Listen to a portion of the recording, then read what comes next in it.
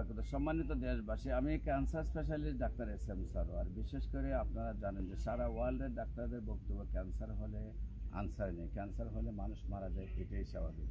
আমি বলবো ক্যান্সার হলে আনসার নেই সেই কথার কোনো ভিত্তি নেই। ক্যান্সার সম্পূর্ণরূপে সুস্থ হয়। বিশেষ করে আপনারা ইউটিউব, ফেসবুক, গুগলে যদি ক্যান্সার গবেষক ডাক্তার SM সরোয়ার লেখেন, আপনারা কয়েক হাজার ক্যান্সার রোগী পাবেন যারা সুন্দরভাবে সুস্থ হয়েছে।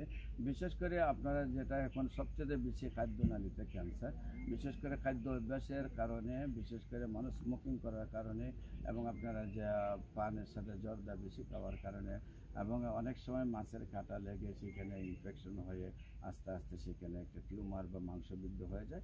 পরবর্তীতে সেটা দেখা যায় খাবার বন্ধ হয়ে যায় এবং খাদ্যনালীতে টেস্ট করলে দেখা যায় ক্যান্সার হয়ে যায়।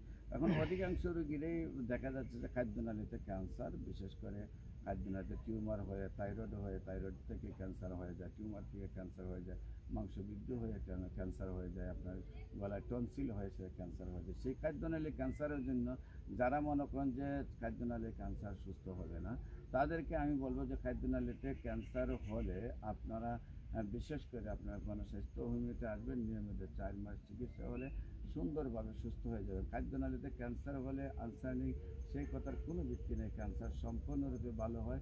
খাদ্যনালীতে ক্যান্সারের চিকিৎসা করার জন্য আপনারা গণস্বাস্থ্য হোমিওতে আসার আহ্বান জানিয়ে, বিশেষ করে স্ক্রিনে দেওয়া নম্বরে যোগাযোগ করার জন্য আমন্ত্রণ জানিয়ে শেষ করছি। সবাইকে ধন্যবাদ। আসসালামু আলাইকুম।